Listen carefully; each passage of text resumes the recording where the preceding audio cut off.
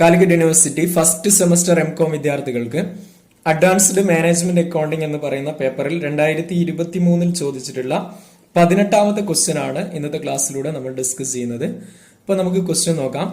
Pankaj limited engaged in the manufacture of 2 products A and B gives you the following information. Product A, Product B, selling price per unit 60, 100, direct material per unit 20, 25, direct wages 0.5 per hour 10, 15, variable overhead 100% of direct wages, fixed overhead 10,000 per annum, maximum capacity 1000 units. Okay, the next പറഞ്ഞിട്ടുള്ളത് show the contribution of each of the product A and B and recommend which of the following sales mix should be adopted. 300 units of product A and 600 units of product B, 450 units of product A and 450 units of product B, 600 units of product A and 300 units of product B. അപ്പോൾ ഇവിടെ നമ്മൾ application of marginal costing അല്ലെങ്കിൽ CVP analysis എന്ന് പറയുന്ന പാർട്ടിൽ വരുന്ന selection of suitable sales mix എന്ന് പറയുന്ന ഒരു ഭാഗവുമായിട്ട് ബന്ധപ്പെട്ട ക്വസ്റ്റ്യൻ ആണ് ചോദിച്ചിട്ടുള്ളത്. അപ്പൊ ഇവിടെ വർക്ക്ഔട്ട് ചെയ്യാൻ നമ്മൾ ചെയ്യേണ്ടത് മാർജിനൽ കോസ്റ്റ് സ്റ്റേറ്റ്മെന്റിനെയാണ് ആദ്യമായിട്ട് നമ്മൾ പ്രിപ്പയർ ചെയ്യേണ്ടത്. Okay, marginal cost statement prepare ചെയ്യുന്നു. Marginal cost statement. Okay, marginal cost statement 2 product ആണ് നമ്മുടെ ക്വസ്റ്റ്യനിൽ ചോദിച്ചിട്ടുള്ളത്. 2 പ്രൊഡക്റ്റിനെ ബേസ് ചെയ്തുകൊണ്ട് നമ്മൾ വർക്ക്ഔട്ട് ചെയ്യുന്നു. പ്രൊഡക്റ്റ് എ അതേപോലെ product B. Okay, product A and product B, ഇതാണ് ക്വസ്റ്റ്യനിൽ പറഞ്ഞിട്ടുള്ളത്. അപ്പൊ ഇവിടെ നമ്മൾ മാർജിനൽ കോസ്റ്റ് കണ്ടെത്താൻ ഫസ്റ്റ് ചെയ്യേണ്ടത് എന്താണ്? ഫസ്റ്റ് സെല്ലിംഗ് പ്രൈസ് കാണിക്കണം. സെല്ലിംഗ് പ്രൈസ് തന്നിട്ടുള്ളത് പ്രൊഡക്റ്റ് എ 60 ആണ്, പ്രൊഡക്റ്റ് ബി എത്രയാണ്? 100 ആണ്. ഓക്കെ, ഈ സെല്ലിംഗ് പ്രൈസിൽ നിന്നും നമ്മൾ വേരിയബിൾ കോസ്റ്റ് അല്ലെങ്കിൽ മാർജിനൽ കോസ്റ്റിനെ മൈനസ് ചെയ്യണം. വേരിയബിൾ കോസ്റ്റ് എന്ന് പറഞ്ഞു കഴിഞ്ഞാലും മാർജിനൽ കോസ്റ്റ് എന്ന് പറഞ്ഞു കഴിഞ്ഞാലും ഇവിടെ സെയിം ആണ്. ആദ്യം നമ്മൾ വേരിയബിൾ കോസ്റ്റിൽ വരുന്ന ഐറ്റംസ് ഏതൊക്കെയാണ്?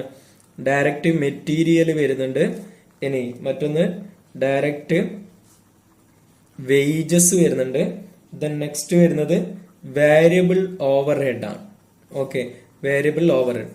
മെറ്റീരിയൽ കോസ്റ്റ് തരുന്നത് എത്രയാണ്? തന്നിട്ടുള്ളത് എത്രയാണ്? 20, ദെൻ ബിയുടെ കേസിൽ 25, ദെൻ ഡയറക്റ്റ് വേജസ് തന്നിട്ടുള്ളത് 10, 15, വേരിയബിൾ ഓവർഹെഡ് തന്നിട്ടുള്ളത് 100% ഓഫ് ഡയറക്റ്റ് വേജസ് ആണ്. അപ്പൊ 10ന്റെ 100% 10 തന്നെ, 15ന്റെ 100% 15. ഓക്കെ, അപ്പൊ ഇതിനെല്ലാം നമ്മൾ മൂന്നിനെയും ടോട്ടൽ ചെയ്യുന്നു. അതായത് ഈ വേരിയബിൾ കോസ്റ്റ് അല്ലെങ്കിൽ മാർജിനൽ കോസ്റ്റിനെ ടോട്ടൽ ചെയ്ത് കഴിഞ്ഞാൽ നമുക്ക് കിട്ടുന്നതാണ് ടോട്ടൽ മാർജിനൽ കോസ്റ്റ് അല്ലെങ്കിൽ വേരിയബിൾ കോസ്റ്റ്.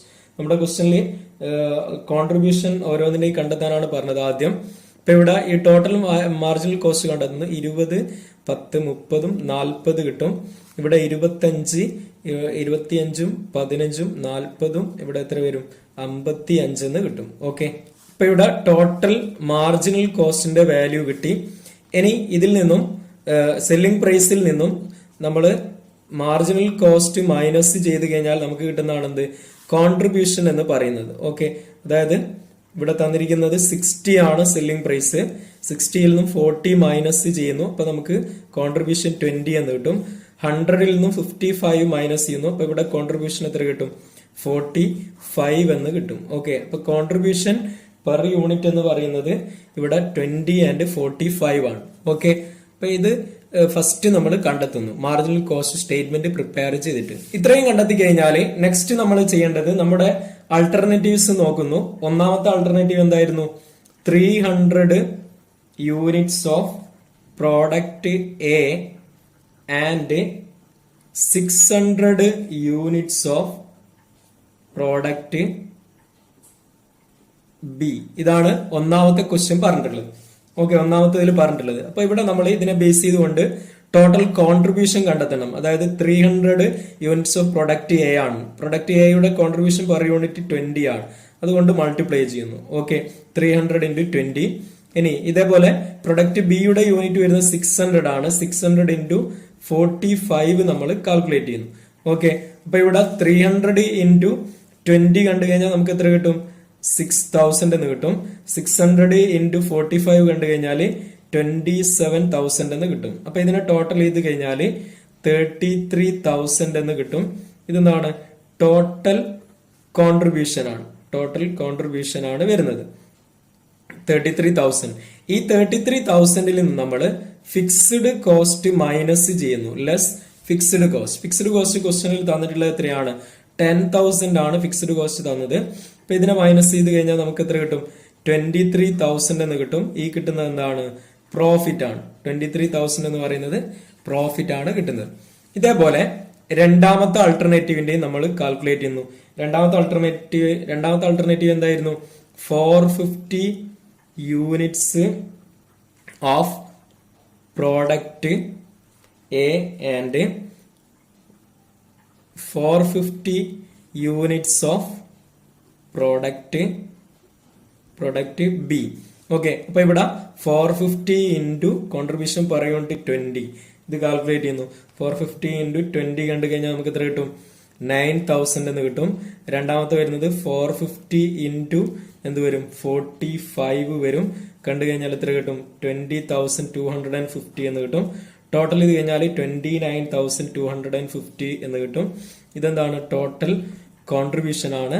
ഇതിൽ നമ്മൾ ഫിക്സ്ഡ് കോസ്റ്റ് മൈനസ് ചെയ്യുന്നു. ഫിക്സ്ഡ് കോസ്റ്റ് എത്രയാണ്? 10,000 ആണ്. അപ്പൊ നമുക്ക് 19,250 എന്ന് പ്രോഫിറ്റിന്റെ വാല്യൂ കിട്ടും.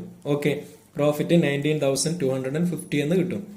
ഇനി മൂന്നാമത്തെ ആൾട്ടർനേറ്റീവ് തന്നിട്ടുള്ള എന്താണ്? മൂന്നാമത്തെ alternative 600 units of product A and 300 units എന്താണ്? പ്രൊഡക്റ്റ് ബി ആണ് തന്നത്. Okay, 300 units of product B ആണ് തന്നത്. അപ്പൊ ഇവിടെ നമ്മൾ ഇതിനെ വർക്ക്ഔട്ട് ചെയ്യുന്നു. 600 ഇൻറ്റു എന്ത് വരും? 20, അതായത് കണ്ടെത്തി കഴിഞ്ഞാൽ 12,000 എന്ന് കിട്ടും. ഇനി 300 ഇൻറ്റു 45 കണ്ടെത്തി കഴിഞ്ഞാൽ 13,500 എന്ന് കിട്ടും. അപ്പൊ ഇവിടെ ടോട്ടൽ കോൺട്രിബ്യൂഷൻ എത്ര കിട്ടും? 25,500 എന്ന് ടോട്ടൽ കോൺട്രിബ്യൂഷൻ റുപ്പീസ് കിട്ടും. ഇതിൽ നമ്മൾ ഫിക്സ്ഡ് കോസ്റ്റിനെ മൈനസ് ചെയ്യുന്നു. ഫിക്സ്ഡ് കോസ്റ്റ് എത്രയാണ്? 10,000 ആണ്. മൈനസ് ചെയ്ത് കഴിഞ്ഞാൽ നമുക്ക് പ്രോഫിറ്റ് എത്ര കിട്ടും? 15,500 എന്ന് കിട്ടും. Okay, profit 15,500. ഇനി ഇവിടെ നമ്മൾ ചെയ്യേണ്ടത് എന്താണ്? 3 പ്രോഫിറ്റിനെയും കമ്പയർ ചെയ്യണം. അതായത് ഒന്നാമത്തേൽ നമുക്ക് കിട്ടിയ പ്രോഫിറ്റ് എത്രയായിരുന്നു? ഫസ്റ്റ് കേസിൽ നമുക്ക് കിട്ടിയ പ്രോഫിറ്റ് 23,000 ആയിരുന്നു കിട്ടിയത്. രണ്ടാമത്തെ കേസിൽ നമുക്ക് കിട്ടിയ പ്രോഫിറ്റ് എത്രയായിരുന്നു? 19,250 ആയിരുന്നു. മൂന്നാമത്തെ കേസിൽ കിട്ടിയത് 15,500 ആണ് കിട്ടിയത്. അപ്പൊ ഇതില് 3 നോക്കുമ്പോൾ ഏറ്റവും ബെറ്റർ ഏതാണ്? ഒന്നാമത്തേതാണ്. സെയിൽസ് മിക്സ് എ ആണ്. അപ്പൊ നമ്മൾ ആൻസർ കൊടുക്കണം. എന്ത്? Sales mix A is adopted എന്ന് കൊടുക്കുക.